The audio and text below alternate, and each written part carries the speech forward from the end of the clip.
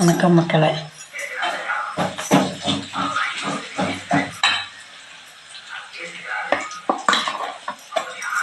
முட்டை குழம்புக்கு செலவாட்டில் சும்மா சீரக மிளகு ரெண்டு முந்திரி சீரகம் சோம்பு தேங்காய் கொஞ்சம் கொஞ்சோண்டு கசகசா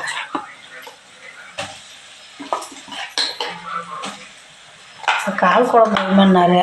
ஒரு 2 மணி நேரம் ஊற வச்சு மத்தியானம் வெட்டினார். ஒரு மாதிரியாக இருந்தது, மாதிரியே வாடை வருதுமான்னாரு. வேண்டாம், அரை மனசாக வேண்டாம் அப்படின்னு எடுத்து போட்டு சரி பொக்குன்னு போயிடுவார். 2 முட்டை குழம்பு கொடுத்துடலான்னு சரி அதுதான் கொஞ்சம் செலவாச்சுட்டு நேரம் ஆகும். மழை வர்றதுனால லைனுக்கு போகவே இல்லை. 2-3 நாள் ஆச்சு.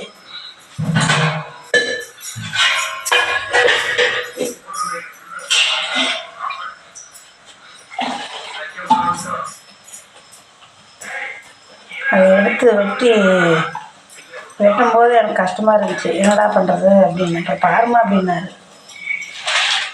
நல்லா இருக்குதுன்னு சொல்லி அவர் என்ன மாதிரியாக இருக்குது வேண்டாம்னா செலவு பண்ணி நல்லா வேலையை மெனக்கட்டு செஞ்சு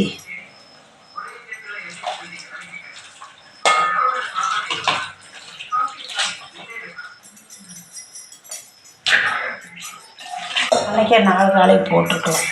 சரி இருக்கட்டும் 2 வச்சு வெட்டி சூப் போடுமா அப்புறம் பேசிக்கலாம்னாரு. ஞாயிற்றுக்கிழமை 2 போட்டோம். இன்றைக்கி எடுத்து வெட்டவும் ஒரு மாதிரி ஆயிடுச்சு.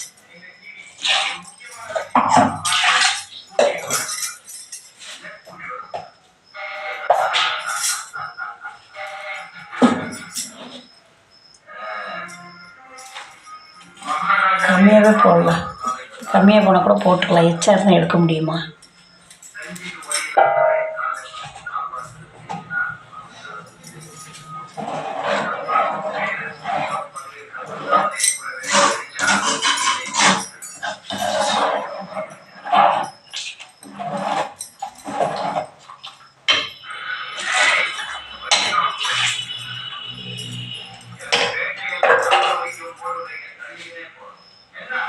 கரூர் போனால் வாங்கிட்டு வருவாங்க முட்டை.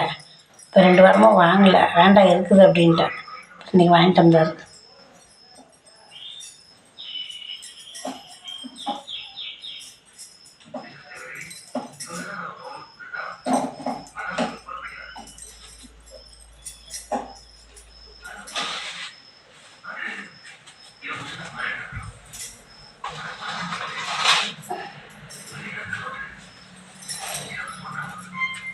தேங்காய் எவ்வளோ சீப்பாக கிடந்து. இந்த தேங்காய் இன்றைக்கி புதன்கிழமை தம்மம்பட்டியில் சந்தை கொஞ்சம் வேலைன்னு போனார்.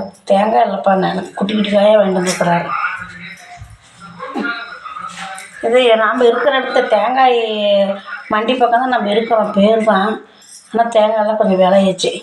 இது 20 ரூபா சொன்னாங்களாம்மா. பாருங்களேன், ரேஷன் அரிசியில் வாக்க ஒரு அகடை கொடுப்போம், அவங்க தேங்காய் தருவாங்க. சரி இப்போ வேணும் அதனால வாங்கிட்டு வந்தாங்க.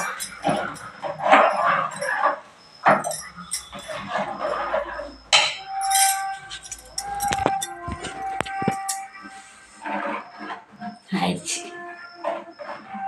பாவம் கால் எடுத்து வெட்டி கத்தியெல்லாம் எடுத்து கரெக்டாக அதெல்லாம் துருப்பிடிச்ச மாதிரி இருக்குது. கால் வெட்டுறதுக்கு நல்லா கத்தி நல்லா இருக்குதுன்னு சாமெல்லாம் பிடிச்சி வச்சார். சரி வெட்டுறப்போ ஒரு மாதிரியாக இருந்தது, வேண்டாம்.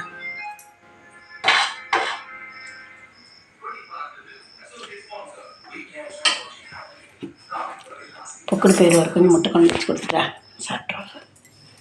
சரிங்க மக்கள், சூப்பராக இருக்குன்னு நம்ம சொல்லக்கூடாது, அவர் தான் சொல்லணும். அது எதுவுமே சொல்ல மாட்டார், எப்படி இருந்தாலும் சாப்பிடுவார். பாய் மக்களே.